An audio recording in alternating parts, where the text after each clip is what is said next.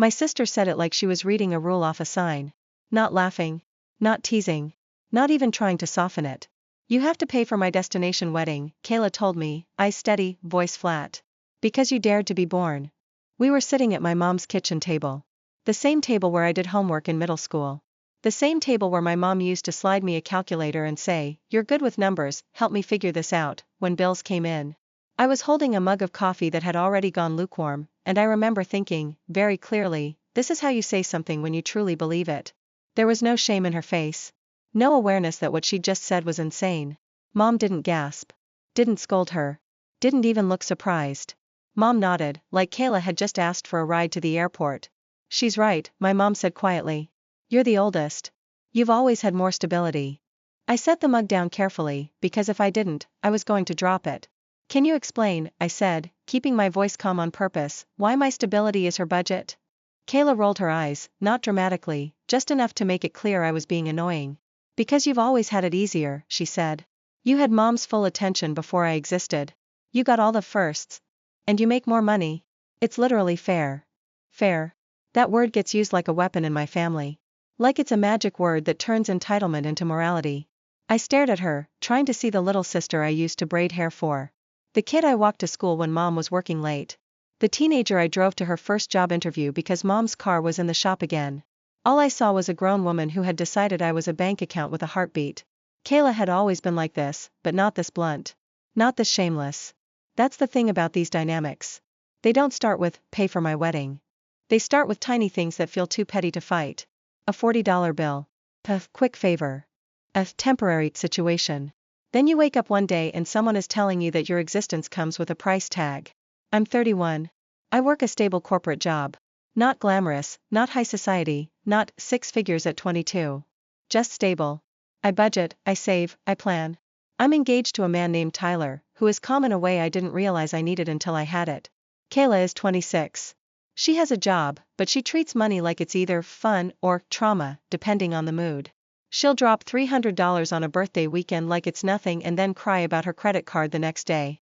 She also has a talent for framing any boundary as betrayal. And mom? Mom is the reason this got as far as it did. My mom isn't evil. She isn't a villain twirling her hair while plotting my downfall. She's a person who made Kayla the sun and then asked me to orbit. When Kayla was born, mom used to say, "You're my helper." She meant it like a compliment. Like I should be proud that I could handle things. So I handled things. I handled babysitting. School pickups. Packing lunches. Cleaning up the messes Kayla made and the messes mom didn't have time to notice. I handled it so often that eventually it became normal. And when money started being a problem, I handled that too. Not in a single huge dramatic way. In a slow, quiet drip that never stopped. It started when I was 19. Kayla needed a new phone because hers fell in the toilet. Mom was behind on rent that month. I was working part-time and living at home, saving for community college. Just this once, mom said. You can put it on your card. I did. Because it was just this once. Then it was Kayla's extracurricular fee. Then it was a dentist copay. Then it was, your sister needs help with her car insurance this month. Then it was, can you cover it and she'll pay you back? She never paid me back. Or she paid me back in little pieces until she got bored, and mom would say, don't be like that. You know she's struggling. You know she's struggling. Another family phrase that functions like duct tape. Sticky and suffocating. I learned early that being responsible didn't mean being respected. It meant being used. Kayla learned early that crying got her out of consequences. It taught her she could demand without shame. So when she told me to pay for her destination wedding, it wasn't random. It was the final form of a pattern. The craziest part was that she'd already picked the destination. Not something practical like a small ceremony in another state. No. She wanted one of those weddings that exists mostly for photos. Barefoot aisle. White sand. Floral arches.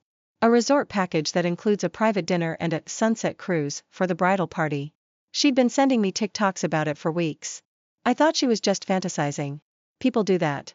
Then she got engaged to her boyfriend, Dylan, and suddenly it wasn't fantasy. It was a plan. And the plan included my money like it was already allocated. I'm not paying for your wedding, I said, steady. Kayla's expression didn't change. That's what chilled me. She didn't look shocked. She didn't look worried. She looked annoyed. Like I was refusing to refill her drink. Yes you are, she said. My mom made a small, pleased sound. Don't start, mom murmured, like I was the one about to cause drama. I looked at my mom. Don't start? She just told me I have to pay for her wedding. Mom's eyes flicked away. She's stressed. Then she should downsize, I said. Kayla snorted. I'm not downsizing my wedding. I'm not upgrading your budget, I replied. She leaned forward, elbows on the table, voice lowering like she was about to say something serious. You don't get it, she said. This is my one chance. One chance for what? To have what I deserve, she said, and her eyes were bright in that dangerous way. I felt something cold settle in my chest. Because deserve in Kayla's mouth doesn't mean I worked for it. It means I want it and I'm angry I don't already have it. Mom reached for my hand. Honey, you have savings. You could help. Just help. Think of it as a gift. A gift? I repeated. A wedding gift, Mom insisted quickly. Families do that. No, I said. Families don't buy other families' entire weddings. Kayla laughed. Says who? I looked at her. Says reality. She tilted her head. Reality is you have money and I don't. I felt my face heat up. I have money because I didn't spend it on a resort fantasy. Kayla's eyes sharpened. So you're judging me? I'm saying your choices are not my responsibility. Mom squeezed my hand, and I realized she wasn't squeezing to comfort me. She was squeezing to quiet me. I don't want to fight, Mom whispered. And that's when it hit me. My mom wasn't worried about what Kayla was demanding. She was worried about the noise it would create. She wanted silence. She wanted peace. Even if peace meant selling me in pieces to buy Kayla a fairy tale. Kayla leaned back and said, like she was concluding an argument she'd already won, you'll come around. I stared at her. No. I won't. Her expression finally shifted, just slightly. Not fear. Not doubt. Just irritation. You always do this, she said. You always act like you're better than me. I don't think I'm better, I replied. I think I'm done. That word hung in the kitchen like smoke. Done. Mom's face tightened. Don't say things you don't mean. I mean it, I said. Kayla stood up and grabbed her purse. Fine, she said. If you want to ruin my wedding, just say that. And there it was. The first pivot. If you don't fund me, you're attacking me. If you say no, you're ruining my life. She walked out like she was the victim of a crime. Mom looked at the door, then back at me, eyes wet. You didn't have to say it like that, Mom whispered. I felt my throat tighten. Like what? Like no? She didn't answer. She didn't have to. Because I already knew what was coming next. The calls. The group chat. The guilt campaign. Kayla didn't need money to punish someone. She used shame. And my mom, whether she admitted it or not, was always the amplifier. That night, Tyler came home and found me sitting on the couch staring at my phone. What happened? He asked, taking his shoes off slowly, like he could feel the tension in the air. I looked up at him and said, my sister wants me to pay for her destination wedding. He blinked. How much? I don't know, I said. Enough. Tyler sat next to me. What did you say? I said no. He nodded. Good. I swallowed. She told me I owe her because I was born first. Tyler's face changed. Not anger first. Disbelief. Then anger. That's not a real sentence, he said. It is in my family, I replied. My phone lit up again. A text from Kayla. Just so you know, I already told everyone you're helping. Don't embarrass me. I stared at it. Tyler leaned in to read. His voice went very quiet. Okay, he said. Now it's not about the wedding. It's about control. And that was the moment I realized we weren't having a family disagreement. We were stepping into a war Kayla had been training for my entire life. The group chat started vibrating before I could even process the text. Kayla had moved fast. Faster than I expected, but not faster than she'd done before. So excited to finally share wedding news, she posted in the family thread. And so grateful my sister is stepping up in a big way. A champagne emoji. A ring emoji. A heart. My stomach dropped. Underneath it, my aunt replied, that's beautiful. Sisters supporting each other. Then my cousin, that's what family is about. No one had asked me. No one had confirmed anything. It was just announced. Like I was a line item already approved. Tyler read over my shoulder. She's boxing you in, he said quietly. That's exactly what it was. If I corrected her publicly, I would look cruel. If I stayed silent, it would look like consent. I typed. Kayla, I didn't agree to that. 3 dots appeared instantly. Wow, she wrote back. Really? And just like that, the narrative flipped. Now I was embarrassing her. Mom called within seconds. Why would you say that in the group chat? She asked, voice already strained. Because it's not true. You could have called her privately. She publicly announced something I never agreed to. Mom sighed like I was exhausting her. She's excited. You didn't have to humiliate her. I corrected a lie, I said. You could have handled it gently. There it was again. My job wasn't to protect my money. My job was to protect Kayla's feelings. Mom, I said carefully, why is it always my responsibility to cushion her? She's your sister. And I'm your daughter. Silence. Not the thoughtful kind. The uncomfortable kind. Mom changed tactics. She's already put deposits down. With what money? She assumed you'd help. I let that settle in. She assumed. She trusted you, Mom corrected.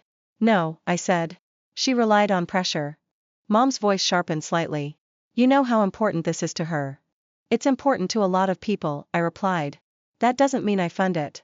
Mom's tone softened again. That's her pattern. Push. Soften. Guilt. You're getting married too. You know how stressful it is. Yes. I am getting married too. That part almost made me laugh. Because while Kayla had been planning resorts and sunset cruises, Tyler and I had been quietly planning something small. Simple. Intentional. We hadn't even told the extended family yet. I didn't want spectacle. I wanted peace. And suddenly I realized something uncomfortable. If Kayla's wedding was funded by me, mine would always be compared to it. Measured against it. Resented. Kayla wouldn't just take my money. She would take the spotlight too. I hung up with Mom feeling like I'd just been pushed underwater and told to smile. Then Kayla called. I let it ring once. Twice. Tyler nodded at me. Answer it, he said. But put it on speaker. I did. What is wrong with you? Kayla demanded before I could speak. What's wrong with me? I repeated. You made me look stupid. You told people I was paying. Because you are. No. I'm not. There was a pause. Not confusion.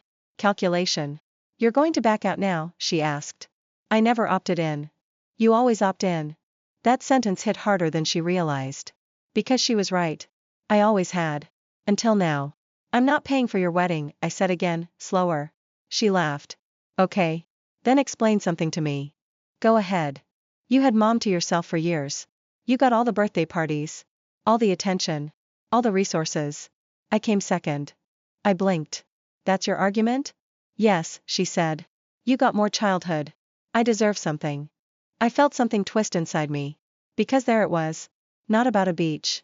Not about a dress. About a scorecard she'd been keeping since birth. I didn't choose to be born first, I said quietly. Exactly, she snapped. Neither did I. And that means I owe you a wedding? It means you owe me balance. Balance. Like I'd tipped a scale by existing. I glanced at Tyler. His jaw was tight, but he stayed silent. I've helped you for years, I said. With what? She shot back instantly. My chest tightened. With your phone bill. Your car insurance. Your rent that month in 2021. Your credit card when you cried about interest. Your dentist bill. She didn't deny it. She waved it away. That's small stuff. Small? Thousands of dollars. Small? That's what sisters do, she said. And that's what I've done. This is bigger, she replied. This matters. So did those things, I said. She exhaled sharply. You're being selfish. There it was. The word that always followed a boundary. You want to know selfish? She continued. Planning your own wedding while refusing to support mine. My stomach dropped. You don't even know what we're planning. Oh, please, she said. You and Tyler can afford something nice. Something in her tone told me she'd been watching. Asking. Gathering information. You don't get to audit my life, I said. You don't get to hoard it either, she replied. Hoard. As if I were sitting on a dragon's pile of gold. I felt the shift happening. The conversation wasn't about logic anymore. It was about control. If she couldn't access my money willingly, she would make me pay emotionally. Kayla, I said, steady, if you want a destination wedding, plan one you can afford. She went quiet. Then, softly. So that's it? You're just going to let me fail? There it was. The victim pivot. If she downsized, it wouldn't be because she overreached. It would be because I abandoned her. That's not failure, I said. That's budgeting. She scoffed. You're unbelievable. No, I replied. I'm done. Silence. Then her voice changed. Colder. If you don't fix this, she said, I'm not coming to your wedding. Tyler raised his eyebrow slightly. That's your choice, I said. Oh, I'll make it more than that, she replied. And then she hung up. The line went dead. Tyler looked at me. She's going to escalate, he said. I know. And she did. Within an hour, Kayla posted a long Facebook status. Not naming me. But naming everything else. Funny how some people build their lives on independence, but forget who stood by them when they were little. People commented immediately. You deserve the best. Don't let negativity ruin your happiness. I hope your family supports you. I watched the narrative being built in real time. She was the bride. The dreamer. The little sister who just wanted her moment. And I was the cold, calculating older sibling who refused to share. Mom texted me again. She's hurt. She's manipulating. She feels abandoned. I'm not abandoning her. I'm refusing to fund her. Sometimes it's the same thing, Mom wrote. That sentence stayed with me. Sometimes it's the same thing. In my family, love had always been measured in compliance. If you complied, you were loving. If you resisted, you were cruel. Tyler took my phone gently and set it face down. You need to decide something, he said quietly. What? Are you trying to win an argument, or are you drawing a line? I looked at him. I'm drawing a line. Then understand, he said, lines make noise. He was right. And somewhere deep down, I knew this wasn't just about a wedding anymore. This was about whether I would finally stop paying the emotional tax for being born first. The explosion didn't happen online. It happened in person. Mom called 3 days later and said we needed to clear the air. Those words always mean ambush. Dinner at the house, she said. Just us. Us meant Kayla. Tyler offered to come. I told him no. I wanted to see exactly how this played out without him as a buffer. I walked into the house and could feel it immediately. The air was tight. Mom had set the table like it was Thanksgiving. Candles. Cloth napkins. Like presentation could soften what was coming. Kayla was already seated, scrolling on her phone. She didn't look up when I walked in. Mom hugged me too long. Let's just talk calmly, she whispered. We sat. No one touched the food. Kayla finally looked up. So, she said. Have you reconsidered? There was no hello. No, I said. She leaned back. Then I guess I need to explain something clearly. I didn't respond. Mom's hands were clasped so tightly her knuckles were white. Kayla pulled out her phone and opened something. I've already paid deposits, she said. Venue, coordinator, photographer. Non-refundable. With what money? I asked again. She gave me a look. Credit. My stomach dropped. You put thousands on credit assuming I'd bail you out? I put thousands on credit trusting my sister. Trusting. No. Betting. Mom jumped in. She thought you'd step up. Step up to what? I asked. A financial decision I wasn't part of. Kayla's voice sharpened. Because if I asked you first, you would have said no. Correct, I replied. She slammed her phone on the table. Exactly. The sound made Mom flinch. You forced my hand. There it was. I forced her to overspend by not agreeing in advance. The logic was dizzying. I didn't force you to swipe a card, I said. You forced me to believe I had no choice, she shot back. I stared at her. You always have a choice. She shook her head violently. No, I don't. Not when I'm constantly compared to you. And suddenly the argument shifted again. It wasn't about money. It was about resentment. You were always the stable one, she said. The golden resume. The one teachers loved. The one Mom bragged about. Mom inhaled sharply. That's not true, she said weakly. It is, Kayla snapped. You put pressure on me my whole life because she made it look easy. I felt something twist inside me. Kayla, I said carefully, I didn't design that dynamic. But you benefited from it, she said. There it was. In her mind, I had profited from a childhood she experienced as second place. And the wedding wasn't about sand and flowers. It was about revenge disguised as fairness. So this is payback? I asked quietly. It's balance, she insisted. No, I said. It's punishment. Her face hardened. If you don't pay, she said slowly, I will make sure everyone knows why my wedding fell apart. Mom looked panicked. Kayla, don't. I will tell them she promised and backed out, she continued. I will tell them she values money over family. I will tell them she's selfish and controlling. I felt my pulse in my throat. You already started that, I said. And I'll go further, she replied calmly. There it was. Not subtle anymore. Not passive-aggressive. Direct. Public shaming as leverage.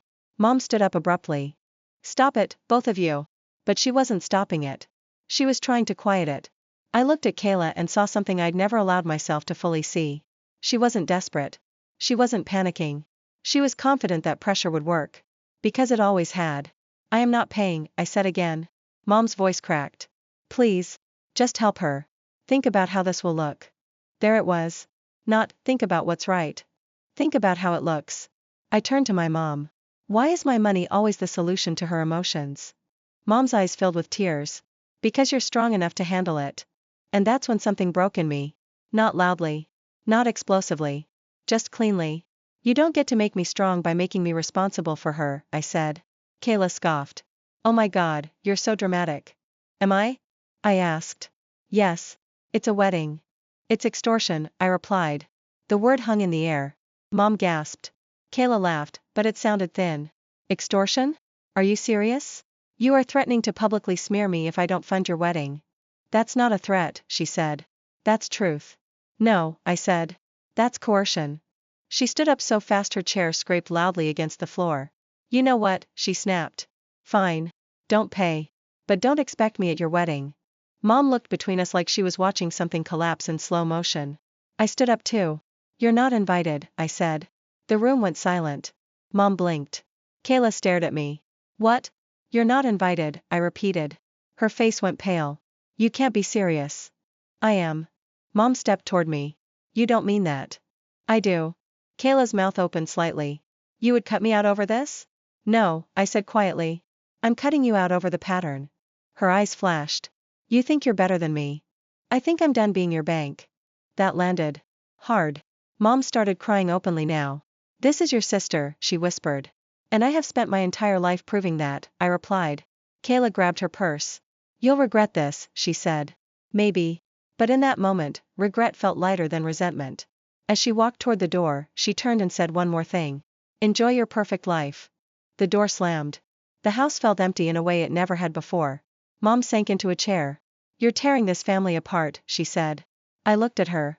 No, I said softly. It was already broken. I just stopped holding it together. I didn't block her that night. I wish I could say I was decisive and fearless, but I wasn't. I went home shaking. Tyler opened the door before I even reached for my key. He saw my face and didn't ask questions. He just pulled me into him and let me breathe for a minute. She escalated, he said quietly. Yes. You held the line? Yes. He nodded once. Good. It didn't feel good. It felt like someone had scooped something out of my chest and left a hollow behind. That night, Kayla posted again. Not vague this time. She didn't name me directly, but she didn't need to. Some people think money makes them powerful, she wrote. But it just shows who they really are. Friends commented with outrage. Support. Sympathy. A few relatives messaged me privately. Is everything okay? I hope this is just stress talking. She seems really hurt. Hurt. No one asked if I was hurt.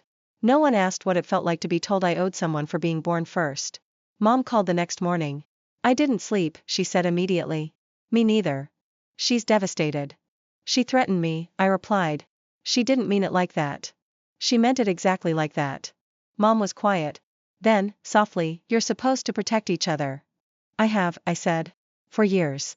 And that was the moment I realized something that hurt more than Kayla's words. My mother truly believed my role was protection. Protection of Kayla's feelings. Protection of Kayla's image. Protection of family peace. But no one had ever protected me from Kayla. Tyler and I sat down that afternoon and made a list. Not of money. Of boundaries. Vendor passwords. Private guest list. No shared planning details. Security if needed. It felt clinical. Strategic. And it made something else clear. This wasn't about a wedding anymore. It was about whether I was willing to live the next 30 years like this. A week later, Kayla showed up at my apartment. Unannounced. Tyler opened the door but didn't invite her in. She didn't cry. She didn't scream. She stood there like someone who believed she still had leverage. I've thought about it, she said. I'll compromise. Tyler stepped back slightly so I could see her fully. What does compromise look like? I asked. You pay half. I almost laughed. That's not compromise. It is, she said. You make good money. You're not entitled to my income. Her jaw tightened. You think you're so mature? No, I said. I think I'm done negotiating my own wallet. She looked past me into the apartment like she was measuring the furniture. You can afford this, she said quietly. That doesn't make it yours. Her face changed then. The performance dropped. You know what your problem is, she said. You like watching me struggle. That accusation landed harder than anything else. I've never liked watching you struggle, I said. I just stopped fixing it. Her eyes flickered. For a second, I saw something almost vulnerable. Almost. Then it hardened again. If you don't fix this, she said, I will make sure Mom never forgives you. That was the nuclear strike. Not money. Not public shame. Mom. She knew exactly where to press. I felt it hit. The fear of being the daughter who broke the family. Tyler stepped forward slightly.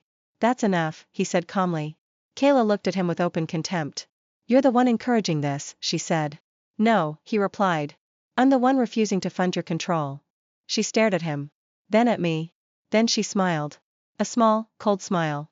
You'll regret cutting me out, she said again. Maybe, I replied. She left. I closed the door and locked it. Then I blocked her. On my phone. On social media. On everything. The silence that followed wasn't peaceful. It was loud. Mom called nonstop for 2 days. Voicemails layered with guilt. You're overreacting. She's just emotional. You'll understand when you have kids. I texted her once. I love you. But I'm not discussing this again. She didn't respond to that message. 2 weeks passed. Then Kayla sent a formal wedding invitation. Printed. Gold lettering. Expensive cardstock. Tyler and I opened it at the kitchen counter. Inside, a handwritten note. Still time to do the right thing. No apology. No acknowledgement. Just one last demand disguised as moral superiority. I stared at it for a long time. Then I did something that wasn't impulsive. It was deliberate. Tyler and I had already decided to keep our wedding small. Intimate. Private.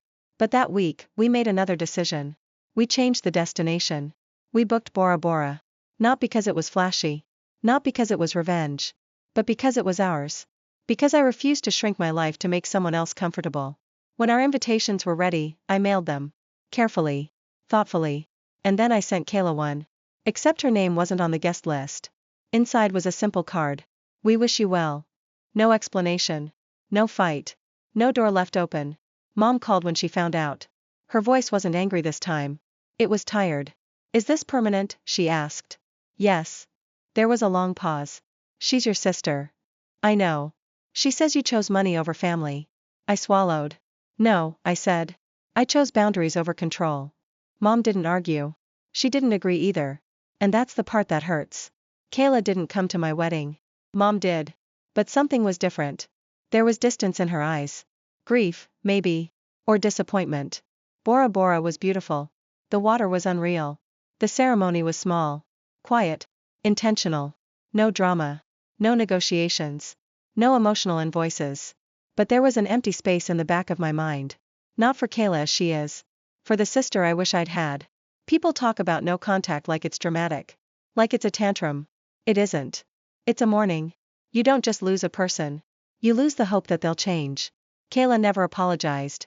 Mom still believes I could have handled it better. Maybe I could have. But here's what I know now. Being born first is not a debt. Helping someone does not mean funding their control. And love that demands payment is not love. It's leverage. I didn't cut Kayla out because of a wedding. I cut her out because she believed my life was negotiable. And for the first time in my life, I decided it wasn't.